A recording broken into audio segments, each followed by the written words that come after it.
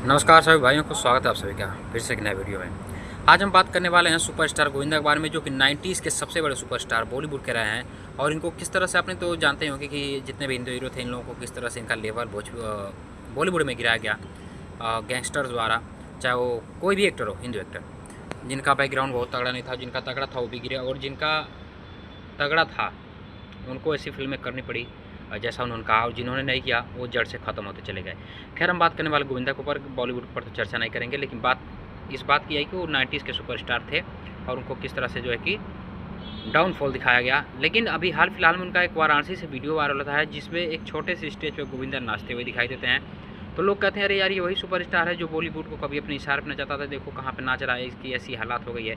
एक बात बताओ कि भोजपुरी में नाचने वाला एक मामूली सा यूट्यूबर गायक जिसका एक मिलियन अगर सब्सक्राइबर है, वो नहीं ऐसा काम कर सकता है। मतलब कि इतना उम्र बीतने के बाद बहुत कम चांस मिलता है, क्योंकि वो कमा कर रख लेते हैं। तो गोविंदा जिसकी संपत्ति 180 करोड़ से भी कहीं ज़्यादा है, तो क्या आपको लगता है कि छोटे मोटे स्टेज पे कुछ चंद पैसों के लिए जा करके नाच सकते हैं? बिल्कुल नहीं।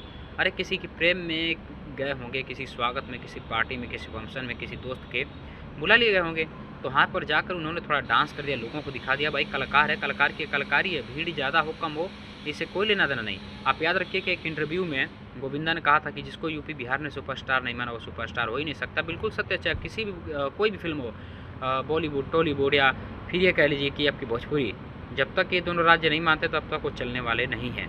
तो गोविंदा ने कहा था ये बात। तो गोविंदा ने जाकर के वहाँ नाचा और नाच कर दिखाया, तो क्या हो गया भाई मेरे, होता है, बहुत बड़े वो सुपरस्टार हैं। और आगे एक भीड़ शायद नहीं दिखाई गई, कैमरे में केवल और केवल उनको और उनके मंच तक ही सीमित रखा गया कैमरा, और आगे नहीं दिखाया गया। तो लोगों ने लेवल उनका बनाना शुरू कर दिया, तरह तरह की वीडियो लाने शुरू कर दी, अरे यार ये क्या हो गया। लेकिन सच्चाई कुछ और ही है। तो किसी को इस तरह से न लें। फिर उसके बाद आती है एक सीएम योगी आदित्यनाथ जी के साथ उनकी एक तस्वीर। और खैर उन दोनों में क्या बातचीत हुई क्या नहीं हुई, पूरा इंटरव्यू मुझे लगता नहीं है कि अभी अपलोड किया गया है। लेकिन गोविंदा को वह पुरस्कार देते हुए अपने सीएम योगी आदित्यनाथ जी नज़र आए। तो किसी को इस तरह से ट्रोल नहीं करना चाहिए। गोविंदा बहुत बड़े सुपरस्टार थे, हैं और रहेंगे।